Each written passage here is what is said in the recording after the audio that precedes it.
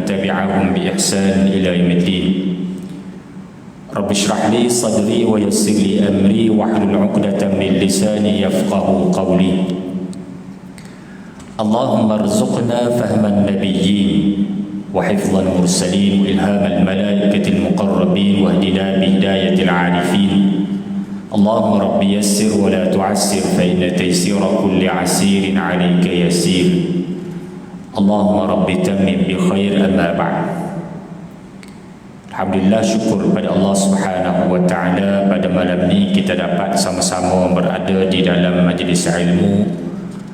Mudah-mudahan Allah Subhanahu wa taala mengira majlis ilmu kita ini sebagai salah satu amalan kita, sebagai salah satu kebajikan dan pahala yang kita cari sewaktu kita hidup di dunia ini.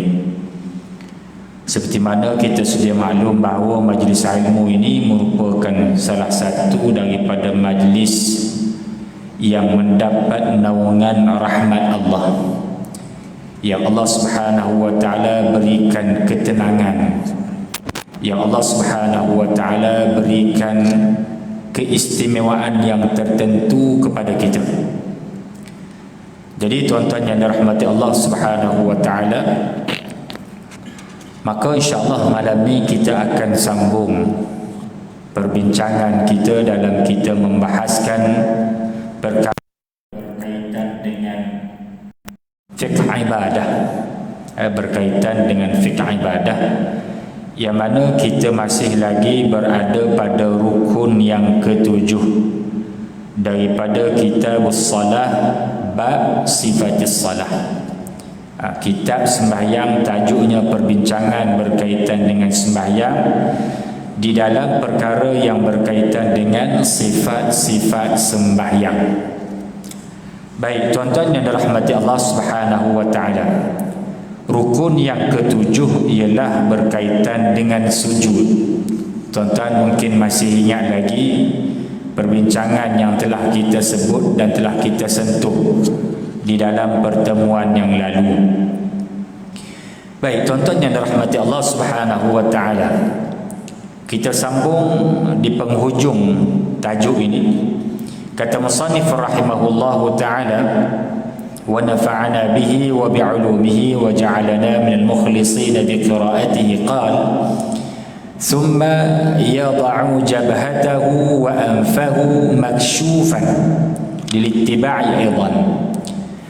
Kemudian kata musannif rahimahullah, hendaklah dia meletakkan dahinya, jabhatahu wa anfah, dan juga hidungnya, maksyufan. Apa maksud maksyuf? yakni terbuka. Sujud kita mesti letakkan hidung kita dan juga apa dia, dahi kita dalam keadaan terbuka. Yang ni telah kita sentuh di dalam pertemuan yang lalu. Yang lelaki ni kemungkinan dia tak berapa sangat dah, ya. Orang lelaki ni habis-habis pun rambut, ya, rambut panjang tu kan, yang jenis rambut turun ke depan ni, waktu nak sujud dia kena angkat. Waktu nak sujud dia tak boleh sujud di atas rambut dia, dia mesti sujud di atas dahi dia, ya. Pakai kopiah, pakai songkok, pakai serban, ya, kena buka dahi ini untuk sujud. Yang biasanya yang jadi mungkin terlepas pandang ialah golongan wanita, ya. Golongan wanita dalam keadaan dia sujud, dia pergi sujud di atas kain telekung dia. Sujud di atas kain telekung. Kan nak sujud kan dia tolak sikit kain telekung dia tu, bagi kembang sujud. Silap-silap dia tolak kain telekung dia tu sampai ke tempat sujud. Yang ni bahaya. Kemungkinan dia boleh sujud di atas kain telekung dia. Bila sujud di atas kain telekung, sujud tersebut seolah-olah berlapis dengan pakaian yang bergerak bersama dengan dia. Sujud atas sejadah tak ada masalah, sebab sejadah bukan kita pikul atas belakang, ya. Kita sujud atas kapet, sujud atas simen, tak ada masalah. Dia tidak bergerak dengan pergerakan kita. Tetapi yang isunya ialah apabila kita sujud di atas pakaian, atas sesuatu yang bergerak bersama dengan kita. Yang ni yang tak boleh. Jadi kata musannif rahimahullahu taala, nak sujud ialah dengan cara letakkan dahi dan juga hidungnya dalam keadaan maksyuf, terbuka.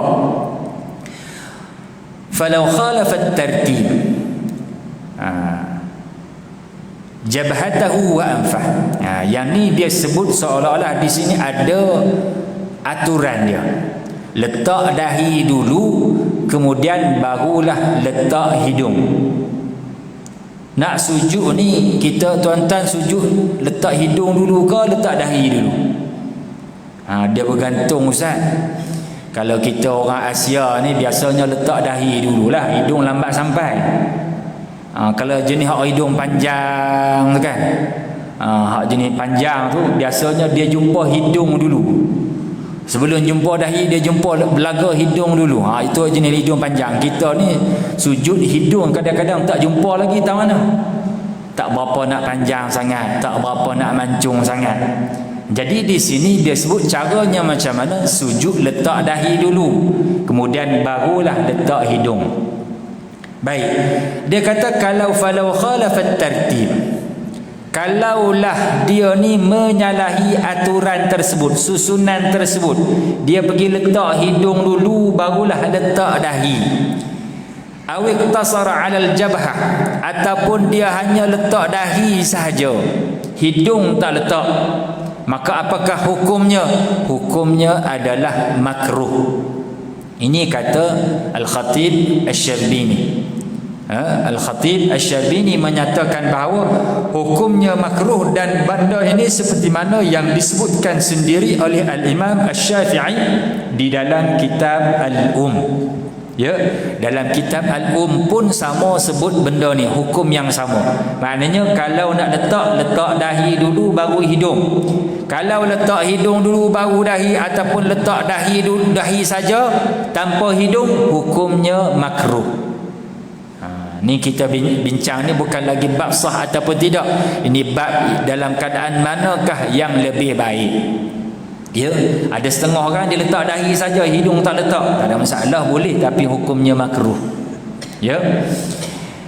Wa yusannu an yakuna wad'u al-jabhah wal anf ma'an kama jazama bihi fil muharrar wa naqalahu fil majmu' an al-bindaniji wa ghairi.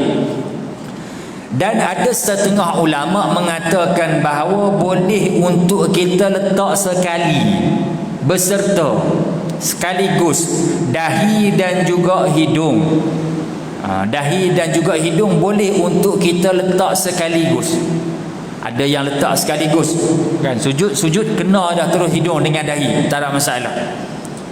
Nak letak hidung dulu baru dahi, hukumnya makruh. Tapi ada pendapat mengatakan bahawa boleh untuk kita letak sekaligus. Sekaligus tidak jadi isu. Yang isunya ialah apabila kita letak hidung dulu barulah dahi. Itu seperti mana yang sebut Imam Syafi'i, hukumnya makruh.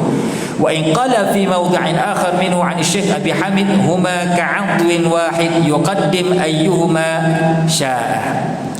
Ada pandangan juga daripada Al-Imam Al-Ghazali menyatakan bahawa hidung dan juga dahi ni seumpama macam satu anggota je. Tak ada masalah nak letak yang mana dulu, nak letak hidung dulu ke, nak letak dahi dulu ke, hidung dulu ke, tak ada masalah. Dia seumpama satu anggota. Macam kita letak tangan waktu sujud, tuan-tuan ada pilih tak letak ujung jari dulu ke, nak letak tapak dulu? Tak ada masalah. Tidak menjadi perbincangan. Sebab apa? Sebab ia satu anggota, semua tu kena. Letak hujung dulu pun boleh, letak tapak dulu pun boleh, nak letak sekaligus pun tak apa, nak letak ibu jari dulu pun tak apa, nak letak jari telunjuk dulu pun tak apa. Sebab dia seumpama satu anggota. Baik, maka dalam bab hidung dan dahi ini pun sama kata Al-Imam Al-Ghazali rahimahullahu ta'ala. Cuma dia kata tidak wajib letak hidung seperti mana letak dahi. Itu sahaja. Dia kata walaupun itu seumpama satu anggota, tetapi hidung itu tidaklah wajib seperti mana meletakkan dahi. Maknanya tak boleh dia hanya letak hidung saja, ganti dahi tak boleh. Ada tak orang letak hidung saja, dahi tak kena, naya kat hidung. Baik, tuan-tuan yang dirahmati Allah Subhanahu wa taala. Selesai kita dari sudut nak letak mana dulu. Ya, benda simple sahaja tuan-tuan, tapi kita sekarang nak cuba untuk cari yang terbaik. Ya, nak cari yang terbaik, apa yang disebutkan oleh para ulama, apa yang disebutkan oleh Al-Imam An-Nawawi rahimahullahu taala dalam pandangan beliau dalam kitab Minhaj. Beliau mengatakan bahawa sama seperti mana yang disebutkan oleh Al-Imam Asy-Syafi'i, bahawa kita hendaklah meletakkan dahi terlebih dahulu, barulah kita letak hidung, ikut tertib dia. Baik, tuan-tuan yang dirahmati Allah. Kemudian tuan-tuan yang dirahmati Allah Subhanahu wa taala, kata musannif rahimahullah, wa yaqul ba'da dzalika al-imam wa ghairuhu. Dan setelah mana hidung dia, dahi dia sampai ke tempat sujud, maka dia pula hendaklah menyebut, sama ada imam ataupun selain imam, makmum ataupun sembahyang seorang, boleh baca apa dia? Subhana rabbiyal a'la. Ada pendapat menyebutkan subhana rabbiyal a'la wa bihamdih, ada tambahan begitu. Berapa kali? Salasan, 3 kali. Sebut ni, baca ni 3 kali. Subhana rabbiyal a'la, subhana rabbiyal a'la, subhana rabbiyal a'la. Ni sujud. Ya, dalam keadaan sujud ni kita baca yang ni. Jangan duk laju sangat. Sujud ni sujud, biar kita baca 3 kali ni. Paling kurang 3 ni kita dapat, tuan-tuan. Ni kadang-kadang tak sempat. Kalau semayang bersama imam, okeylah. Semayang berjemaah, okeylah. Kalau semayang sunat, laju sujud ni, baca ke tak? Kita semayang sunat ni kita nak apa? Kita nak pahala. Kalau kita nak pahala, apa yang kita buat? Kita akan cuba buat apa yang mendapat, apa yang kita perolehi pahala dalam sembahyang tersebut. Kalau kita sembahyang sunat, kita nak pahala, tuan-tuan, tapi kita pun tasbih sekali ataupun tak tasbih langsung, kita ni betul-betul nak pahala ke nak apa? Baik, ini persoalan dia. Ya, maknanya kita ni kalau kita betul nak pahala, kita akan cuba datangkan apa sahaja jalan yang boleh untuk kita dapat pahala melalui amalan tersebut. Baik. Lil hadits as-sabi' fi ar-ruku' wa la yazid al-imam ala dhalika takhfifan 'ala al-ma'mumin. Jadi kalau jadi imam, sama seperti mana yang lain juga, tak boleh baca lebih daripada 3. Takhfifan 'alal ma'mumin, ringan, bagi ringan ke atas makmum. Jangan panjang-panjang jadi imam ni. Nak baca panjang, seronok sendiri, baca sembahyang sendiri. Nak sujud lama silakan, tak ada masalah. Sembahyang sendiri tak ada masalah. Tapi sembahyang sendiri tak jadi pula sujud lama. Baik, tuan-tuan yang dirahmati Allah Subhanahu wa taala. Wa yazidul munfarid. Orang yang sembahyang seorang boleh tak? Boleh tambah.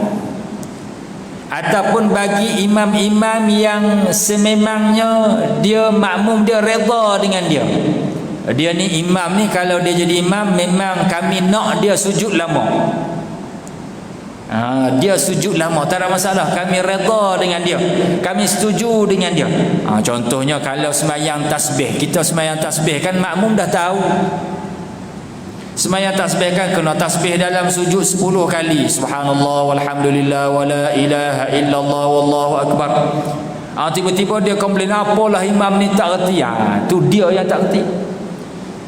Jadi tuan-tuan yang dirahmati Allah, ada keadaan yang boleh untuk imam baca banyak dari sudut tasbihnya, panjang di dalam perbuatan dan rukunya.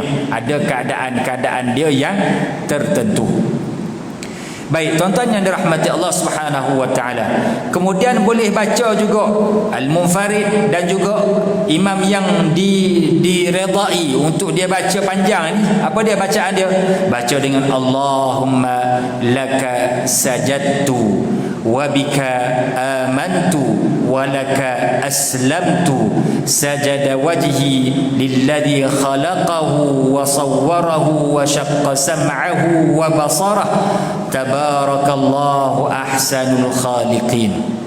Tuan-tuan, kalau kita semayang seorang ataupun kita sebagai makmum, boleh kita baca kalau sempatlah, Allahumma laka sajadtu wa bika amantu wa laka aslamtu sajada wajhiya lilladhi khalaqahu wa sawwarahu wa syaqqa sam'ahu wa basarah tabarakallahu ahsanul khaliqin. Yang ni saya ulang sekali lagi, kok-koklah tuan-tuan ni ingatan seperti Imam Syafi'i. Mudah-mudahan ingat. Kok kalau tak ingat juga boleh tengok live Facebook. Live Facebook kita ada Allahumma laka sajadtu wa bika amantu wa laka aslamtu sajada wajhiya lilladhi khalaqahu wa sawwarahu wa syaqqa sam'ahu wa basarah tabarakallahu ahsanul khaliqin. Cantik tuan-tuan bacaan ini. Apa maksud dia?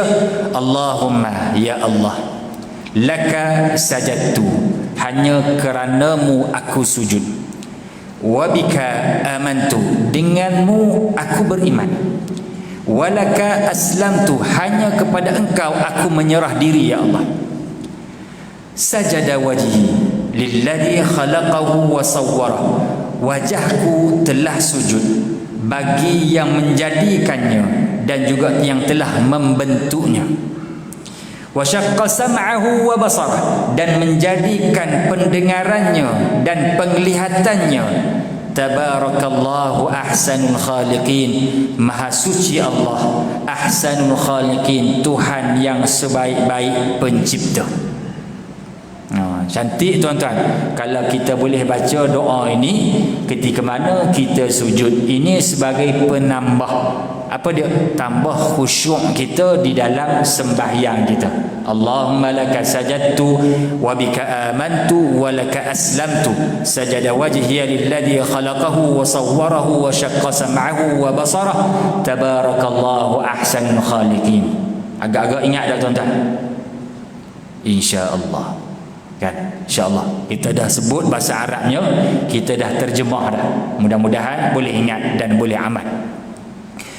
Hadis ini, bacaan tadi ialah satu bacaan yang telah disebutkan oleh Nabi SAW dan telah diriwayatkan oleh Imam Muslim. Maknanya dia sudah hadisnya hadis yang sahih insyaAllah. Zada fir rawdah qabla tabarak bihaulihi wa quwwatihi. Dalam kitab Ar-Rawdah ada penambahan, riwayatnya ialah bihaulihi wa quwwatihi. Di mana ni? Sebelum perkataan tabaraka, wa syaqqa sam'ahu wa basarahu bihaulihi wa quwwatihi. Dia ada tambahan di situ. Kalau agak-agak tambahan, hak tadi pun baru nak ingat ustaz, tak payah tambah lagi lah, baca yang tadi. Wa syaqqa sam'ahu wa basarah tabarakallahu ahsanul khaliqin. Qala fiha wa yustahabbu fihi subuhun quddus rabbul malaikati war ruh. Boleh juga tambahan gitu. Sunat juga kita tambah wa yustahabbu fihi subuhun quddus rabbuna wa rabbul malaikati war ruh. Ni tambahan-tambahan. Tak payahlah nak tambah-tambah. Yang tadi pun kalau agak boleh buat yang tadi pun dah cantik. Wa yusannu lil munfarid wa li imami qaumin mahsurin radin bitatwil ad-du'a fihi.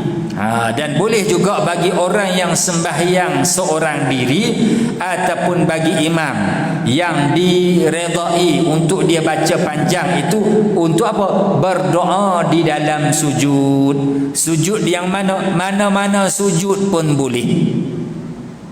Tak syarat mesti sujud yang terakhir saja. Mana-mana sujud. Sujud yang pertama, sujud yang kedua. Kita sembahyang maghrib ada 6 kali sujud. Dalam 6 itu nak panjang, silakan. Kalau sembahyang seorang ataupun kita sembahyang kita jadi imam, tapi imam yang dimaklumi, diradai dengan panjang bacaannya, sujudnya, boleh. Baik. Wa ala dhalik, maka oleh yang demikian, perkara ini ialah berdasarkan daripada hadis Nabi sallallahu alaihi wasallam, yang mana Nabi sallallahu alaihi wasallam sebut dalam satu hadis yang diriwayatkan oleh Imam Muslim. Kata Nabi sallallahu alaihi wasallam, aqrabu ma yakunu al-'abdu min rabbih wa huwa sajidun fa'akthiru fihi ad-du'a. Kata Nabi sallallahu alaihi wasallam, keadaan yang paling dekat seseorang hamba itu dengan Tuhannya bila, tuan-tuan? Wa huwa sajidun, dalam keadaan dia sujud. Kita biasa tengok, tuan-tuan, orang yang meninggal di dalam sujud. Tuan-tuan nak tak meninggal dalam sujud? Allahu Akbar. Dalam keadaan dia paling dekat dengan Allah. Orang dalam sujud ni, tuan-tuan, kita nak menung benda lain pun tak seronok dah, tuan-tuan. Pening kepala, sujud lama-lama. Tapi bila orang ni dia rasa seronok, bila, tuan-tuan, dia khusyuk di dalam sujud, dia rasa tadarru', tawadhu', khudu' dia dengan Allah Subhanahu wa taala, dekat dia dengan Allah Subhanahu wa taala, menyebabkan tak terasa pun sujud itu lama. Sebab tu Nabi SAW kata, keadaan hamba yang paling dekat dengan Allah ialah ketika mana dia sujud. Dan Nabi pesan, fa'akthiru fihi ad-du'a, maka perbanyakkanlah oleh kamu doa di dalam sujud tersebut. Nanti isyak kita buat lah, Ustaz, sujud panjang. Dah isyak nanti payah. Isyak kita semayang berjemaah. Tuan-tuan, selepas isyak, tuan-tuan nak sujud, nak semayang ba'diyah isyak, nak semayang witir, tuan-tuan nak sujud sampai dekat-dekat nak subuh baru dah angkat kepala, silakan. Kan, tak ada masalah, tak ada siapa larang pun. Boleh sujud. Ya. Jadi perbanyak dan panjangkan sujud, tak ada masalah. Ya. Cuma sujud yang mana? Tak ada masalah, sujud yang mana pun. Cuma kita biasa pilih yang terakhir. Sebab apa? Selepas itu bangun dan kita dah bagi salam. Ya, kemungkinan kita nak sujud lama. Kalau sujud yang awal, tak kita habis sembahyang, lambat nak habis sembahyang. Sujud yang terakhir kita pilih itu untuk apa? Sebab dah dekat nak bagi salam. Bangkit-bangkit, duduk tasyahud akhir, baca tahiyat, bagi salam, selesai sembahyang. Baik, tuan-tuan yang dirahmati Allah Subhanahu wa taala.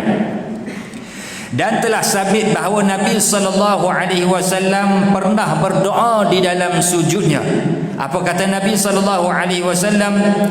Allahumma ighfirli dhanbi kullah. Ya Allah, ya Tuhan. Ni kalau boleh baca juga cantik juga. Allahumma ighfirli dhanbi kullah. Ya Allah, ampunkanlah keseluruhan, kesemua dosaku, ya Allah. Semua sekali, kullah. Diqqahu wa jillah. Apa dia, tuan-tuan, diqqahu wa jillah? Ay saghirahu wa kabirah. Kecil dia, besar dia, semua engkau ampunkan, ya Allah.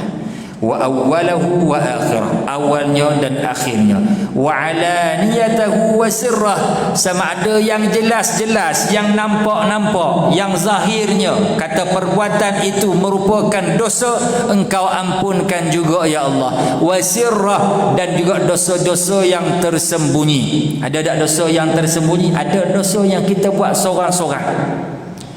Duduk seorang-seorang, tuan-tuan, buat dosa. Ada tak? Ada.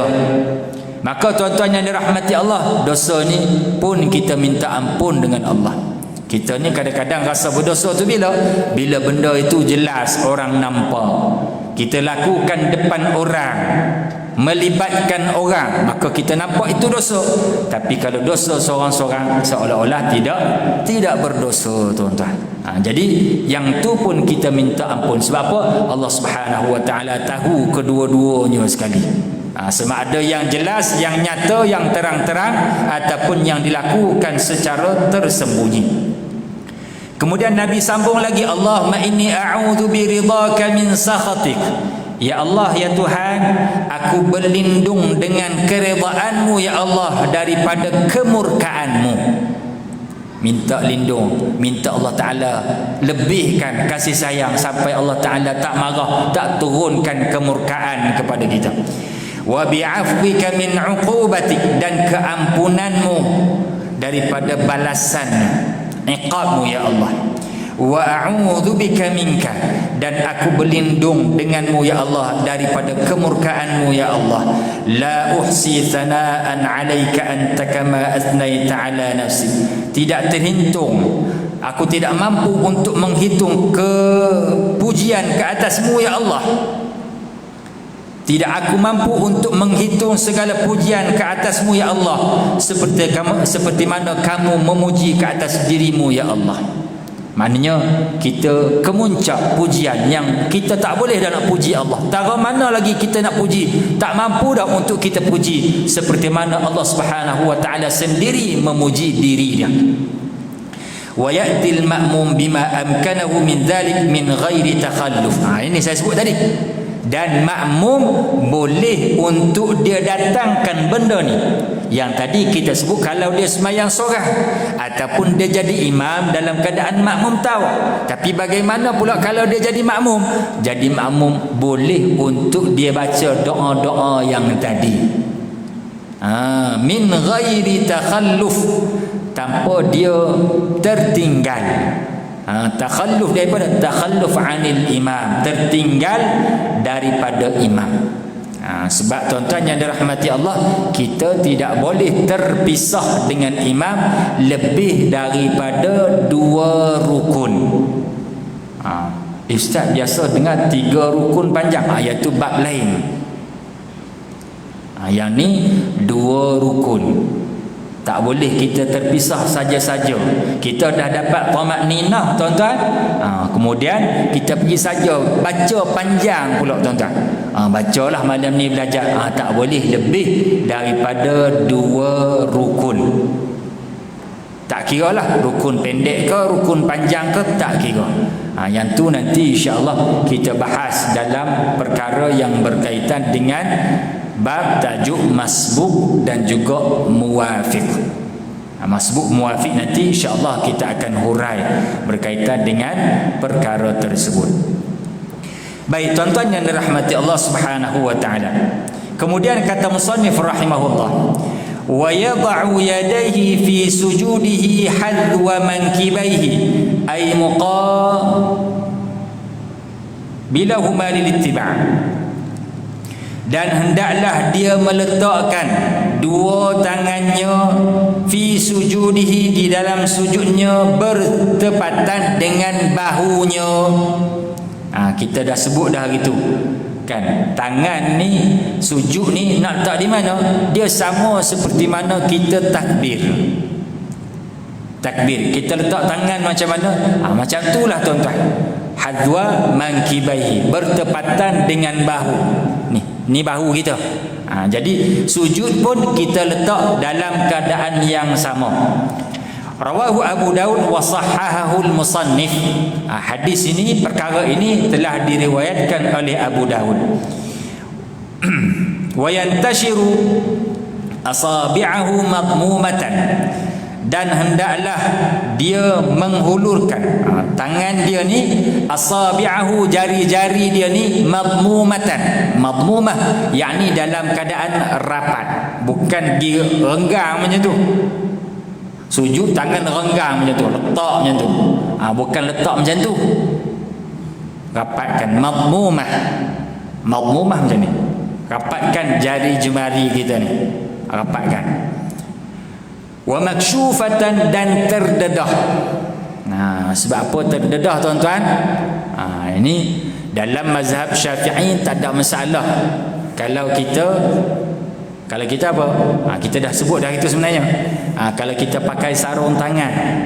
Tetapi ada pandangan kata tak boleh. Tangan ni mesti juga mesti terdedah.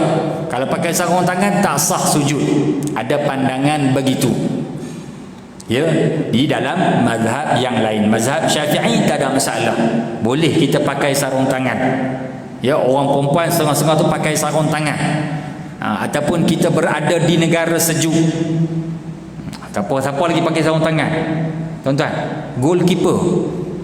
Goalkeeper sujud kan, sujud apa? Sujud syukur. Sujud syukur ni dia kena menghadap kiblat tuan-tuan. Sujud syukur kena menghadap kiblat kan, dia sama je syarat-syarat nak sah tu sama seperti mana sembahyang, tutup aurat, kena ada wuduk, menghadap kiblat, suci daripada hadas, tutup aurat kan, sujud lah. Sujud, bila sujud tuan-tuan, tangan tu goalkeeper dia pakai sarung tangan, kau dia buka dulu. Dia sujud sebab apa? Sebab tim dia menang. Dia pun sujud syukur. Sujud tu sarung tangan tu ada masalah. Mazhab Syafi'i tak ada masalah. Ya. Jadi tuan-tuan yang dirahmati Allah Subhanahu wa taala, maksyufah. Maksyufah ni terdedah. Okey, wa maksyufatan lil qiblah. Maknanya makmumatan lil qiblah, maknanya mesti menghadap kiblat. Tangan kita ni bukan pusing kok ni. Bukan pusing kok luar, menghadap kiblat. Ya.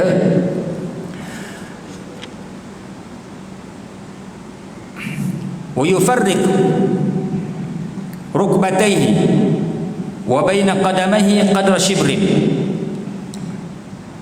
Wa yufarriq al-zakaru rukbatayhi wa baina qadamayhi qadra shibrin.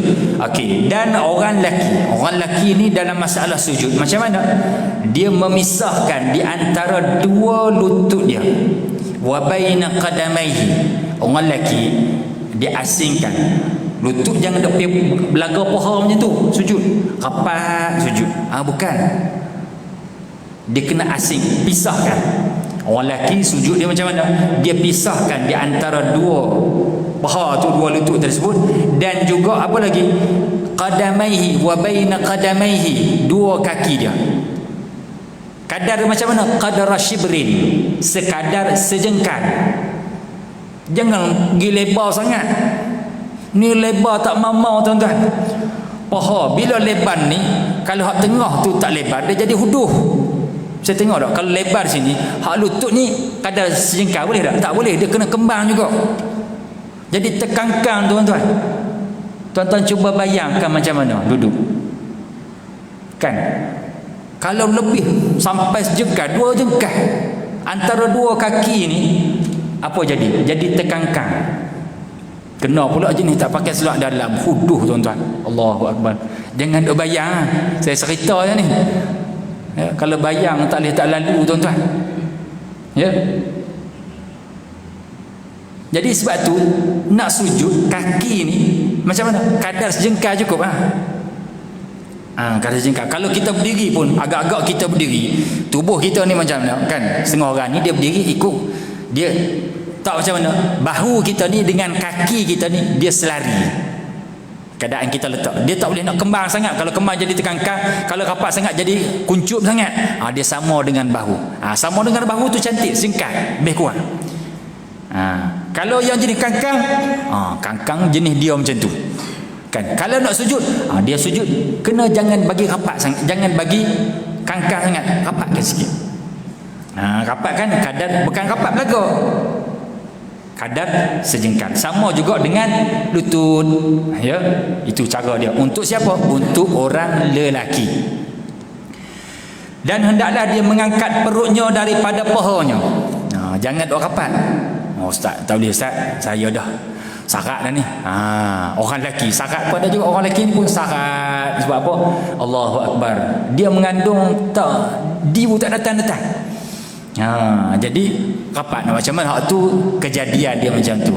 Tapi sebenarnya macam mana? Kita tak rapat. Orang lelaki paha dan juga perut tak rapat.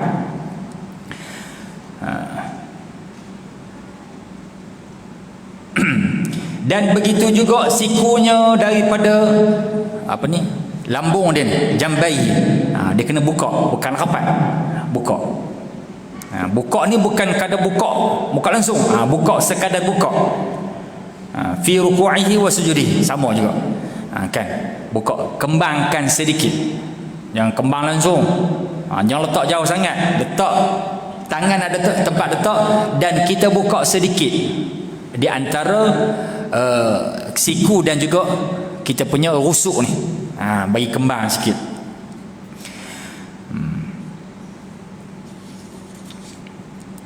Wa tadhummul mar'ah wal khuntha. Adapun sujud bagi orang perempuan dan juga yang khunsa macam mana? Hendaklah dia himpun.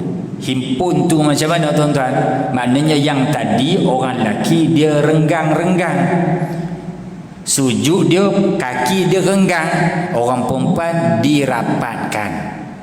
Ya, dirapatkan. Hak renggang-renggang laki tadi orang perempuan rapatkan.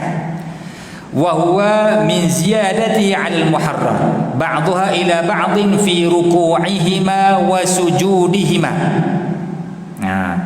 Sama ada dalam keadaan rukuk ataupun dalam keadaan sujud. Macam mana ni? Maknanya rapat lah orang perempuan. Kan? Bukan renggang, rapat kan. Dalam keadaan sujud, ni siku ni rapat. Ya. Perut dengan paha pun rapat. Kaki pun rapat, paha pun rapat. Nak buat macam mana? Buatlah. Orang lelaki jangan nak buat macam tu. Dia jadi bongkok macam tu, jadi telangkuk. Orang perempuan tak apa, sebab ini ada panduan, ada sebab dia. Orang perempuan buat macam tu, dia tak sama dengan orang lelaki. Tapi orang lelaki dah bagi kelonggaran, dia melampau pula lebih-lebih, terkangkang. Tak elok sangat nampak tuan-tuan. Baik,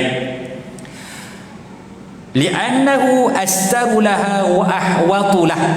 Kerana yang demikian itu merupakan lebih tertutup. Nampak? Lebih tertutup, lebih terjaga, lebih cantik untuk orang perempuan. Maknanya kalau dia terbuka macam orang lelaki, dia jadi macam kita ni, tempat kita ni tuan-tuan, ya. Tuan-tuan, kita jangan bayang kalau pakai telekung. Ya, sebab semayang tak syarat pakai telekung. Syaratnya ialah menutup aurat. Cuba bayang kalau orang perempuan pakai tutup aurat. Tak aurat macam mana? Tutup, pakai tudung kan. Kalau pakai tudung, tangan baju dengan panjang, pakai stokin apa semua, okey, selesai, nampak muka dan tangan saja dia semayang. Kalau dia sujud macam orang lelaki, kan nampak. Kalau lebih cantik macam mana? Lebih cantik ialah dengan cara dia rapatkan ketika mana dia sujud. Begitu juga ketika mana dia rukuk. Rukuk perut dengan paha tak boleh rapat lah kan. Apa yang boleh rapat ni? Kaki kan, siku ni dia boleh rapatkan. Maknanya dia menjaga dalam keadaan melakukan perkara tersebut lebih cantik. Astar wa ahwatulah. Wa fil majmu' an-nass anna al-mar'ah tadummu fi jami'is salah. Dalam majmu', dalam nas daripada Imam Syafi'i menyatakan bahawa perempuan itu hendaklah dia himpunkan semua, rapatkan semua fi jami'is salah, dalam semua, dalam keseluruhan sembahyang. Ay al-mirfaqain il jambain lima taqaddam wal khuntha misluha. Rapatkan semua dalam sembahyang, dalam rukuk, dalam takbir. Takbir pun bukan angkat macam tu, takbir pun macam tu kan. Orang lelaki angkat sikit, orang perempuan nak takbir pun maknanya dia rapatkan dia punya siku ke rusuk dia ni. Itu cara orang perempuan. Dia bukan takbir macam orang lelaki, dia angkat sikit. Orang perempuan dia rapatkan sedikit, hatta dalam keseluruhan sembahyang, bukan hanya dalam keadaan rukuk dan sujud sahaja. Baik, tuan-tuan yang dirahmati Allah Subhanahu wa taala. Wal khunsa misluha, begitu juga dengan khunsa. Khunsa ni cerita lain lah. Samalah yang tadi. Qala Subki wa kana al-alyaq dhikru hadhihi sifat qabla qawlihi subhana rabbiyal a'la. Kita apalah ni dia nyatakan berkaitan dengan di manakah yang selayaknya untuk cerita benda ni.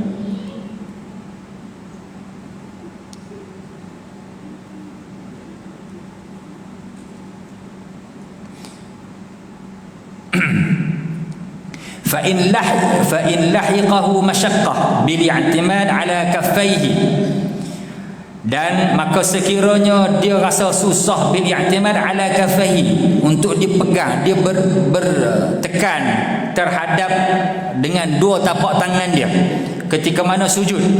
Ka'an tawwal al-munfarid sujudah, seperti seseorang tu dia sendiri yang panjangkan sujud dia. Dia nak sujud lama tapi tangan dia ni rasa macam tak larat. Nak sujud lama, nak tekan lama, ni rasa macam tak larat. Maka kata musannif rahimahullahu ta'ala, wada'a sa'adaihi ala rukbataihi. Dia boleh letak lengan dia ni, boleh letak atas lutut dia. Boleh letak atas lutut dia. Macam mana tuan-tuan? Ini untuk kalau lengah, kalau tak tahan. Ayo, sujud lama. Dia nak sujud lama tapi tak larat. Ada orang macam tu, nak sujud lama tapi tak larat. Dia boleh letak ni, letak sini ni, letak atas lutut dia. Atas lutut dia letak macam tu. Tapi bukan keseluruhan saja-saja dak. Kalau saja tak boleh lah.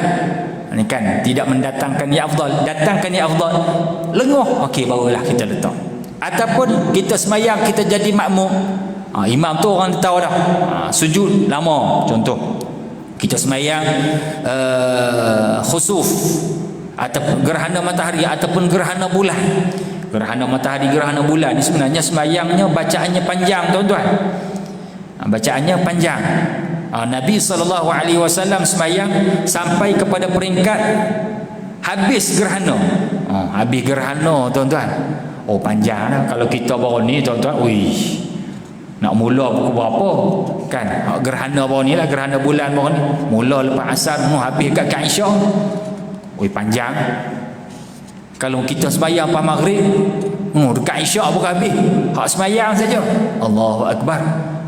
Dia berdiri pun lama, rukuk pun lama, sujud pun lama. Seolah-olah yang panjang, kata sahabat Nabi SAW. Nabi rukuk sama seperti mana qiyam, sujud sama seperti mana qiyam tadi. Baca panjang. Baca panjang. Jadi kalau macam tu, tuan-tuan, boleh kita untuk kita letakkan kita punya lengan kita ni berada di atas lutut kita. Jadi tuan-tuan yang dirahmati Allah Subhanahu wa taala, kama qala al-mutawalli wa ghairuh. Jadi tuan-tuan yang dirahmati Allah, waktu Isyak pun dah nak masuk. Jadi insya-Allah sekadar ini dulu untuk perkongsian kita. Insya-Allah kita akan masuk pada rukun yang ke-8, iaitu rukun duduk di antara dua sujud. Duduk di antara dua sujud. Yang ini merupakan rukun yang pendek. Rukun yang pendek yang mana kadang-kadang kita terlepas pandang dan kita terlalai. Kita jadi panjang di situ. Jadi ini perlukan perhatian daripada kita semua, insya-Allah. Wallahu a'lam wa sallallahu ala sayyidina Muhammad wa ala alihi wa sahbihi wasallam walhamdulillahi rabbil alamin. Assalamualaikum warahmatullahi wabarakatuh.